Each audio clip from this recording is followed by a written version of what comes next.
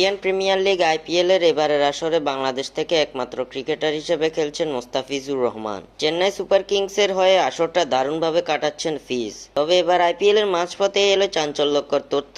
IPL এর এবারের আসরে খেলার জন্য প্রস্তাব পেয়েছিলেন আরেক বাংলাদেশি পেসার, তিনি হলেন শরীফুল ইসলাম। লখনৌ সুপার জায়ান্টের হয়ে আইপিএল এ খেলার প্রস্তাব পেয়েছিলেন বাংলাদেশের শরীফুল ইসলাম। গত এক বছর ধরে বল হাতে আলো ছড়াচ্ছেন শরীফুল ইসলাম। তারই ধারাবাহিকতা হিসেবে লখনৌ সুপার জায়ান্ট থেকে প্রস্তাব পান শরীফুল। তবে বিসিবি থেকে এনওসির মেয়াদ একেবারে কম দেওয়ার কারণে আইপিএল এ খেলতে যেতে পারেননি শরীফুল। এ প্রসঙ্গে শরীফুল জানান, লখনৌ থেকে এসএমএস দিয়েছিল, তারা আমাকে চাচ্ছিল, কিন্তু এনওসির টাইম খুব কম ছিল, তাই পরে তারা রেসপন্স করেনি। হয়তো ফুল এনওসি যদি বিসিবি দিত তাহলে খেলা হতো, কিন্তু আমাদের যেহেতু জিম্বাবুয়ে সিরিজ ছিল, এনওসিটা সেভাবেই দেওয়া হয়েছে।